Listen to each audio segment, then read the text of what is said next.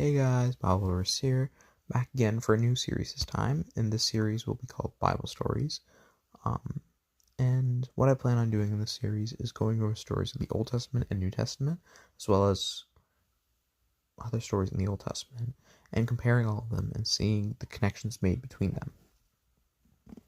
And what I intend to do with the series is mainly see the connections we can see throughout the Bible, as there are a ton of them that we sometimes don't notice, but they are there, waiting to be found, I guess.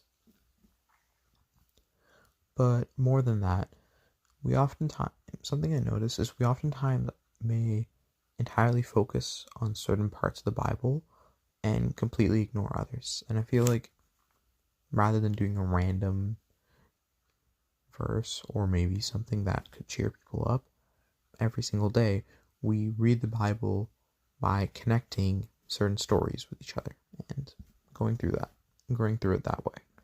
So yeah, for today's episode 1, we'll be going over the story of Adam and Eve and comparing it to the story of Jesus and seeing the connections between those. So, we all know who Adam and Eve are.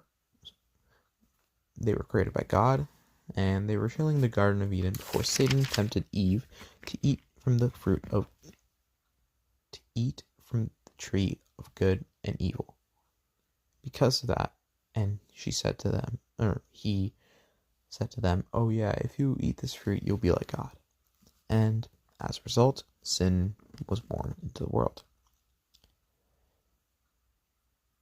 And because of that, they were cast out of the Garden of Eden. Comparatively, Jesus came into the world with the sole mission to save us. Through his righteous sacrifice on the cross, his blood covers the debt for our sin if we believe in him. If we believe in him and his sacrifice. Now, that was the obvious connection. But something else that we may forget is how God reacted after they sinned. After Adam and Eve sinned, they patched up some clothes together and hid away from God. But when God came to confront them, he didn't ask, "Oh, how could you?" No. He asked, "Where are you?" And he already knew where they were because, well, he's God. But he wanted to know where they were spiritually.